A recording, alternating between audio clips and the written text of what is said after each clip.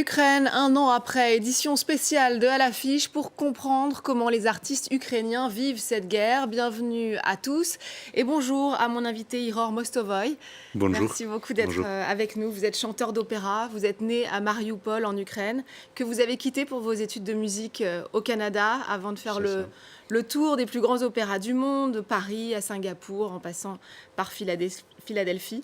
Vous étiez en Ukraine le 24 février 2022, lorsqu'a été déclenchée l'invasion de grande ampleur par Vladimir Poutine. Vous vous souvenez de ce jour et de ce que vous avez ressenti à ce moment-là ? Oui, je peux dire que, en fait, dans cette situation, la guerre a commencé depuis 2016, depuis 2014. C'est vraiment, le Mariupol était la ville plus proche, le grand ville qui était plus proche de la première ligne de la guerre. Les gens étaient un peu habitués à entendre les bombardements, des missiles. En fait, on avait une fois quand Mariupol était aussi les régions de Mariupol qui étaient près de sortie de la ville étaient bombardées. Comme ça, les gens étaient un peu habitués à ce bruit. Comme ça, c'est commencé même avant que 24. On a commencé à entendre des bruits peut-être 2 jours avant. Parce que je me souviens quand je me réveillais, déjà, c'est 22, je pense. Vous n'étiez pas surpris par cette Oui, invasion. à 5 heures du matin, c'était déjà les fenêtres étaient tremblées, on a entendu des bruits. Et un an après, quel est le sentiment qui domine chez vous ? Vous avez de la colère, de la lassitude aussi peut-être de ce conflit qui semble durer ? La colère, je peux dire que au début de la guerre, c'était vraiment la colère. Maintenant, je suis un peu plus calme. J'ai encore de colère et tout ça, mais je comprends que je dois trouver un moyen pour utiliser cette colère pour faire quelque chose, pour essayer d'aider les gens peut-être, essayer de faire quelque chose utile avec ça. Parce qu'en fait, cette émotion, c'est très destructif.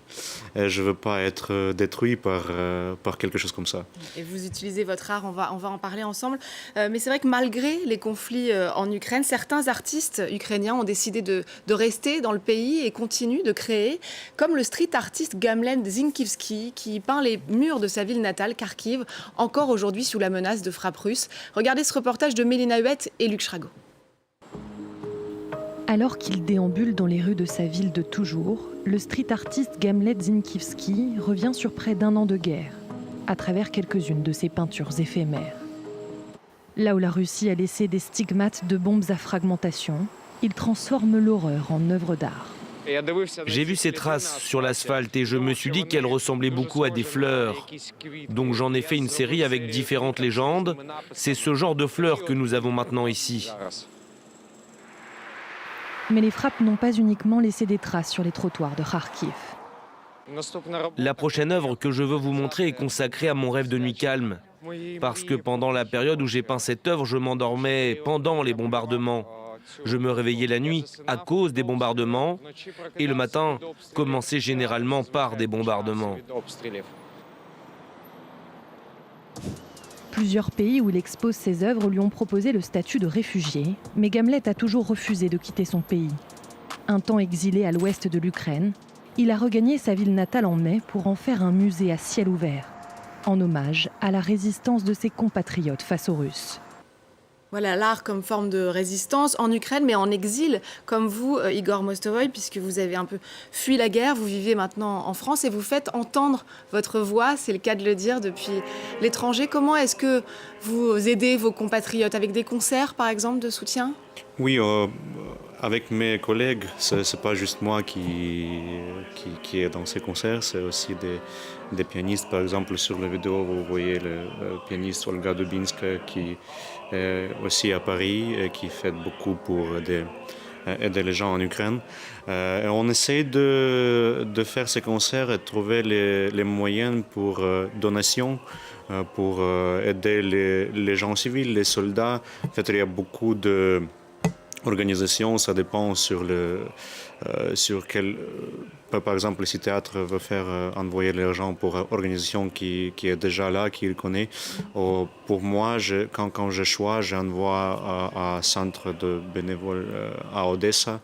Et aussi, j'ai des amis à Kiev qui achetaient un camion et équipaient un camion avec une petite salle médicale. Les mobile doctors, c'est ça? C'est ça. Et ils vont sur le territoire déoccupé et dont l'aide gratuite pour les gens qui étaient là dans l'occupation. Comme ça, il y a beaucoup de gens qui aident dans toutes les différentes régions et ils tous besoin d'argent, ils tous besoin des moyens. Et moi, comme j'ai travaillé à l'étranger, j'ai pas travaillé beaucoup en Ukraine. Je pouvais être utile juste ici. Je pouvais pas en Ukraine. Ça pouvait être très difficile de faire des concerts comme ça parce que je connais pas beaucoup de gens. Ici, je connais plus de gens parce que j'ai travaillé à l'étranger à l'origine. Ouais, donc vous pouvez œuvrer de façon plus efficace finalement depuis l'étranger. Alors c'est vrai que d'Ukraine, on entend beaucoup parler de bombardements, de tranchées, de massacres, mais c'est aussi une guerre culturelle. La culture a toujours été un enjeu de pouvoir dans ce conflit qui oppose l'Ukraine à la Russie. La maintenir vivante en la diffusant au plus grand nombre est devenu primordial. Ici en France, les œuvres de deux des plus grands artistes ukrainiens ont été exposées au Grand Palais Immersif pour marquer cette première année après le déclenchement de l'invasion de grande ampleur par Vladimir Poutine. Objectif, faire découvrir au public français la culture ukrainienne et son identité. Reportage de Marie Schuster. Depuis un an, le monde vit au rythme de l'Ukraine. Mais que connaissons-nous réellement de sa culture et de son rayonnement ? Les œuvres de Primachenko avaient été présentées lors de l'exposition universelle à Paris. Même Picasso disait que c'était une artiste de génie. Mais le but de cette exposition n'est pas seulement de parler de Maria Primachenko ou de Taras Shevchenko, mais surtout de parler de la culture ukrainienne dans toute sa variété, sous toutes ses formes. Cette exposition immersive, créée avant la guerre, avait pour objectif d'affirmer l'identité ukrainienne face à la puissante Russie. Un an après le début du conflit, la démarche prend tout son sens. La Russie s'accapare nos héros et notre histoire. Il faut qu'on fasse ce travail de parler de notre culture, de la faire connaître. C'est à travers ces grandes expositions que les gens voient que l'Ukraine, ce n'est pas la Russie. À travers cette exposition, l'Ukraine rend aussi hommage à ses héros. Au matin du 24 février, ils auraient pu fuir, mais ils sont restés, se refusant à laisser disparaître avec eux toute trace de leur culture et de leur identité.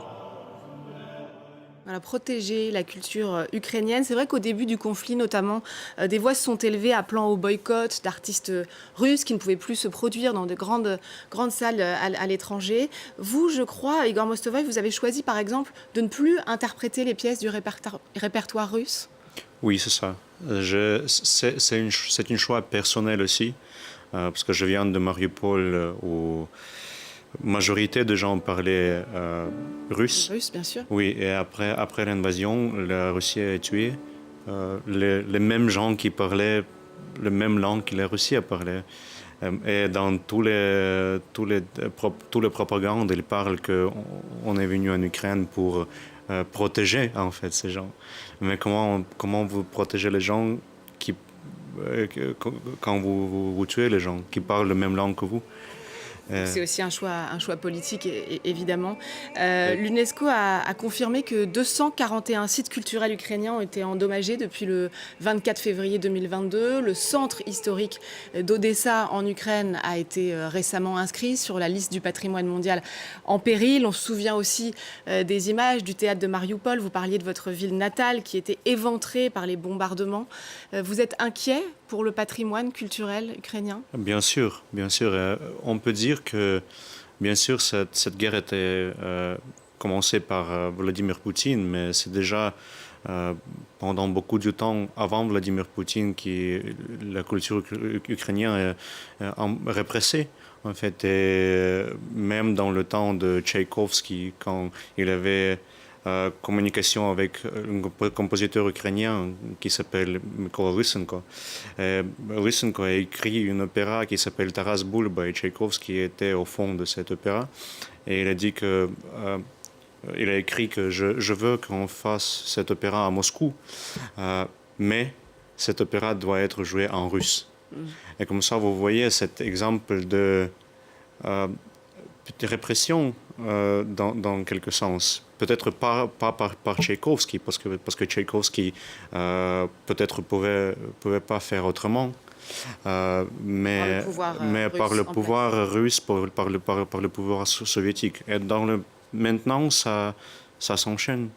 On peut voir dans les musées ukrainiens, dans les territoires occupés, beaucoup de choses étaient volées, beaucoup de choses étaient détruites. Théâtre à Mariupol, j'ai chanté là juste le 8 mars 2021. Bon, en tout cas, vous œuvrez grâce à votre voix et vos pièces d'opéra pour protéger et faire entendre cette culture ukrainienne. Merci beaucoup, Ihor Mostovoy, d'être venu nous voir à l'affiche. Merci aussi, évidemment, à vous d'avoir suivi cette édition spéciale Ukraine un an après. On se quitte avec l'énergie du groupe de musique électronique ukrainien Tisk, qui était au Centre culturel d'Ukraine, ici à Paris, pour une performance audiovisuelle. Je vous laisse découvrir et vous dis à très vite. Правда збирається з тисячі протилежних думок, об'єднує